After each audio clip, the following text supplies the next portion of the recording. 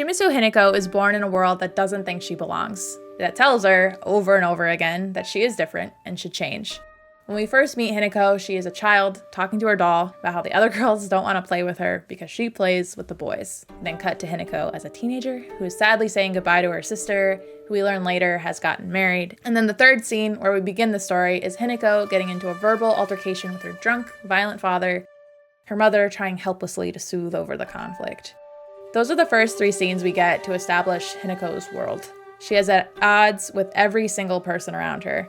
In her rural Japanese town of Ebisukioka in 1960, Hinako did not conform to what is expected of a woman her age. She is the nail that sticks out, the one that gets hammered. She writes about herself in her journal that she is stubborn, that being told what to do makes her want to do the exact opposite, and this is a flaw that she knows of herself. Leaving her house, we get to explore the rural town as Hinako meets up with her friends Shu, Rinko, and Sakuko. We don't get a lot of time to understand what a normal day looks like because the fog is rolling in. And soon after all of them meet up, the monsters and the death lilies arrive. The monster that haunts over the entire narrative wears a shiromuku, which means pure white innocence, and is worn for a traditional Japanese wedding ceremony. It symbolizes purity and that the bride will become the color of her husband's family, and also the death of her old life. Marriage literally comes into Hinako's world and turns everything on its head, filling her town with monsters and killing her friend Sakuko. Avenging her friend's death against the monsters, Hinako passes out and passes into another world, the spirit realm Hinako visits throughout the story, manifesting as this mystical shrine. Immediately, she meets a man in a fox mask, falling into his arms. As he leads Hinako through a series of rituals, we read in her journal a growing fondness for the fox mask and a desire to shed herself of her past, her friends, her family, and even herself. In Japan, a traditional marriage ceremony goes through a set of rituals which sometimes mirror the rituals that Hinako does with fox mask, starting with a palace visit, purification, the exorcism of a person or a place of evil spirits, food offerings to God, the recital of Shinto prayers, the 3x3 ceremony, which is called Sansankudo, where they drink 3 sips of sake, pass it, 3 sips, and then 3 sips, which is why the 3x3. And then finally, the offering of a branch of the sacred tree. The rituals, which mirror and represent Hinako and Fox Mask marrying, are the most disturbing parts of the game. First, she is given a bit to put in her mouth and a saw. Without a word, Hinako understands what she must do. She saws into her own arm through the bone, where it drops to the floor in a puddle of her blood. As she does so, Fox Mask watches. Her arm is then replaced with a fox arm. It gives her additional strength to fight, but at the loss of herself. Then she is branded with the Fox Clan's mark, and is finally given a knife to remove the top part of her face, cutting through the skin, which is then replaced with a mask matching Fox Mask. In each of these violent rituals, Hinako is losing herself, her individuality, and becoming part of the Fox Mask clan. He does not force her, and he does console her afterwards, but he does not stop or object to the violence that is asked of Hinako. During my playthrough, as I was trying to parse through the story and understand why Hinako was sawing off her arm, I was wondering aloud if Fox Mask was good or evil. He did seem to care about Hinako, comforting her and telling her how proud he was of her strength. In her journal, Hinako even expressed that she felt safe when he was leading her, that she trusted his guidance. I also wondered if her sister Junko was the villain. We learned from Hinako's journal that Junko was a great older sister, who often soothed tensions between Hinako and her parents. Junko leaves to be married at the very beginning of the story, and her absence is felt. Hinako misses her. At the very end of the game, Junko tells the Shiromoku monster to finish Hinako off for good. Was Junko the villain?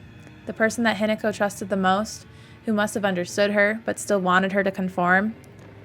In the only ending of the first playthrough, Hinako goes back to the shrine to stop the fog monster, and Junko steps in her way. Hinako asks, "How could you be on their side? You don't understand how I feel." In the other endings, Junko says, "Give in to oblivion. The longer you cling to life, the more Hinako suffers." Basically, she's torturing herself by fighting against society, by fighting against the marriage. Junko then says, "Begone, child. Marriage is something women must do, and it is childish to believe otherwise." Another contender for the villain in this narrative was Rinko, one of Hinako's female friends and who has an unfortunate crush on Hinako's best friend Shu. In the real world, maybe, Hinako travels for a time with Shu and Rinko as they try to escape the town. During this time, Rinko constantly chirps at Hinako's way of speaking, how she was tough like a boy, how she and Shu shouldn't still call each other partner.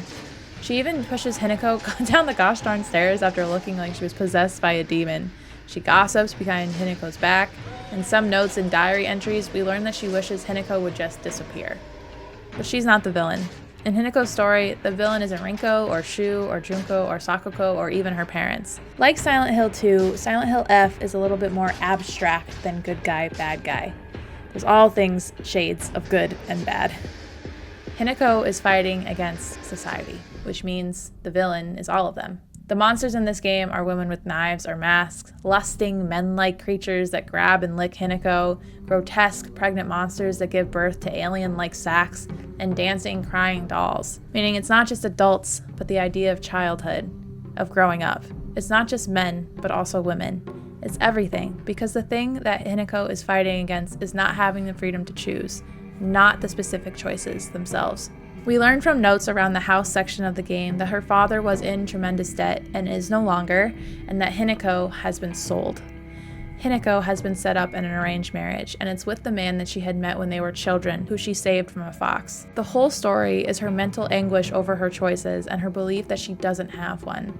In not having the freedom to choose, she can't even know what she truly wants. One of the major complaints about Silent Hill F is the combat, both in mechanics and in the heavy focus on it. I'll admit, I had some of my own complaints. Instead of the surmounting dread that I both love and fear from Silent Hill games, I felt nothing but a desire to be through and past each wave of enemies. Running often worked, but not always, as your path would be blocked or doors would be locked until you defeated the enemies in the area. In playing it, my mind was turning for why it would be designed this way. I really trusted the writing, and every choice in the creation of this game felt intentional. It couldn't be that they believed Silent Hill fans secretly wanted their own version of Wukong. The end of the game, which again you can see complaints about on Reddit, actually made it all clear for me.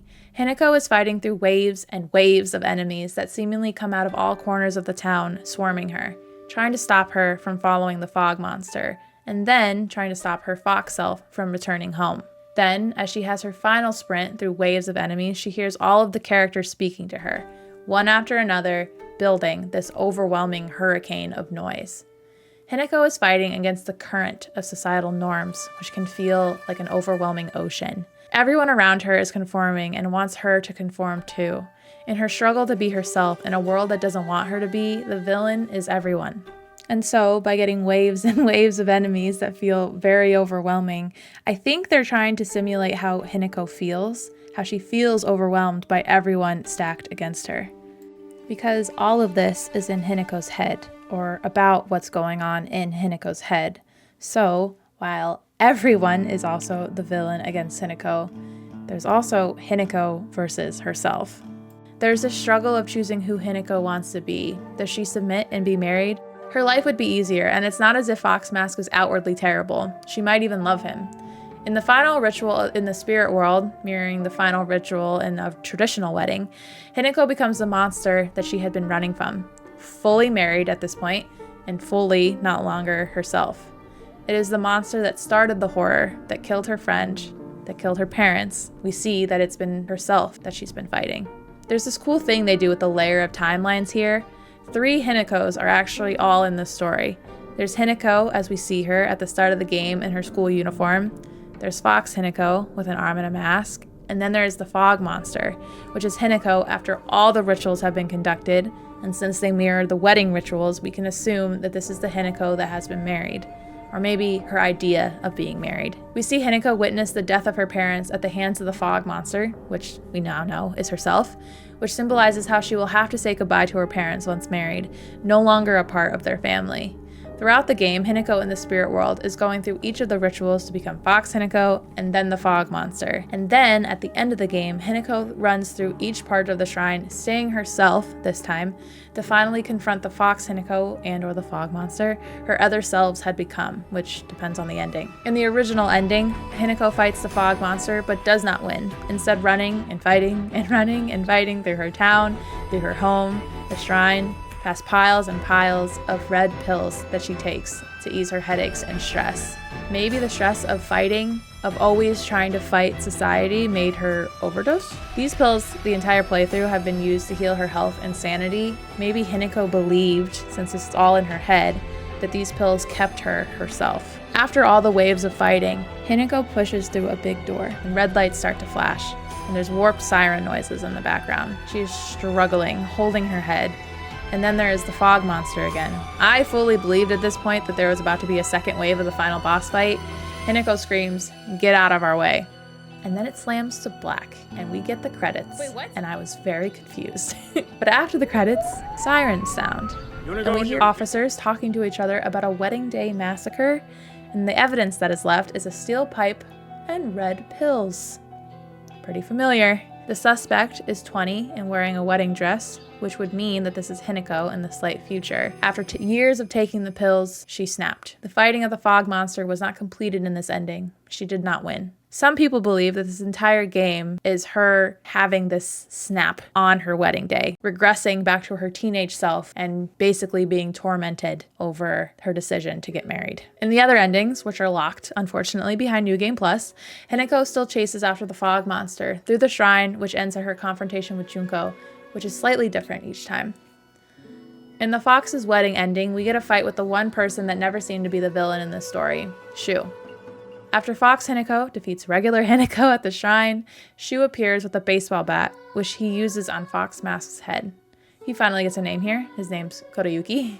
Fox Hinako jumps on Kotoyuki's body, and I believe we get the most accurate summary of Hinako's feelings. She says she wishes that she could be split in two. One to stay the same with Shu forever, as they were when they were children, and one to build a future with Kotoyuki. Shu runs off, and Hinako stops Kotoyuki from following. I noticed here that she told him no, and he listened to her. Again, they've never made Kotoyuki out to be the bad guy, and I think that was intentional. Again, it's not the marriage itself that is bad, or it's not men bad. The conversation she has with Shu reveals that he had been purposely giving her those red pills to help her reflect, to connect with herself. And since we know that there's some hallucinogenic strangeness with the ingredients in these pills, it kind of makes the whole inner spiritual turmoil battle make a bit more sense. She then fights the creature that is Shu, who doesn't really seem to be Shu, but a spirit taking on his form to confuse her, turns into. There is no hatred in this fight. They exchange blows while reminiscing on the past and apologizing to each other. Hinako has a really cool dialogue here that reflects the "it's just about not having the choice" theme. She says, "I just hated people telling me that I had to act a certain way because I'm a girl, but I didn't actually hate that I was born a girl or anything like that." Monster Shu defeated, we see him back in his original form. Kotoyuki arrives and Shu says, "I'm counting on you to look after my partner for a while." Kotoyuki responds, "It will be for more than a while, I assure you." Basically, they both say she's mine, like a squeaky toy, and Hinako tells them to stop treating her like an object. Then Kotoyuki says that they're the only two people who truly understand her, and perhaps they should be friends. They celebrate this new friendship with an awkward fist bump. Together, the three of them, Hinako back as the giant fog monster, look off to the sunset. While this might seem like a sort of happy ending, the ending is not over. Pan to Hinako's carved off face, crying, saying that she doesn't want this. In the Fox Wets Its Tail ending, Hinako says to Junko, "It's my choice. It's not for anyone to decide." And then her fox self arrives, and she tells regular Hinako, "This is my choice, and what I decided was, I wanted a new life." Regular Hinako defeats Fox Hinako, but then she must fight Kotoyuki, who was transformed into a giant demon fox. He says that he was truly in love, that he respected her and did what he thought was right. In the end, I do truly think that he loved her. She says in this ending that she wants to dedicate herself to living her own life, but that she will always remember his kindness. In this, Hinako gets to return to herself, still best friends with Shu, but they have lost the protection of the Fox clan, and she has lost Kotoyuki. A radio broadcast later reveals that the whole town has been evacuated due to volcanic activity. The best ending is Hinako not making a choice at all, opting out of the pressures and expectations that have been placed on her. In this ending, she reconciles within herself both the desire to marry Kotoyuki and that she doesn't feel ready right now. In the Ebisukioka in Silence ending, we see Hinako's human and fox selves fighting together against the gods who battle above them. One of them being Kotoyuki's ancestor, the fox god. He calls Kotoyuki weak, said he wasn't good enough to entice Hinako to marry him, a marriage that the clan needed. This kind of shows that Kotoyuki was also being forced into this situation and that he is not immune from the societal pressures of gender norms. The battle has some bigger lore context with these rival gods wanting to be the main worship deity in the region, but that doesn't really matter for this video. At the end, they are defeated. Both of Hinako's identities return to Ebisukioka, remarking at the peace and quiet that the town has never been this quiet before, and I believe this means the pressures from those around her have never been this quiet, that they no longer torment her. She receives a letter from Kotoyuki, who has moved away. The chance of them being together in the future is still on the table, but after they've both lived and experienced life on their own. All parts of Hinako are at peace, giving herself the freedom to make her own choices. The people the world wants us to be are not who we have to be, if we can first face the horror of being okay with leaving them all behind. Choice is not without consequence, but it is still better than having no choice at all.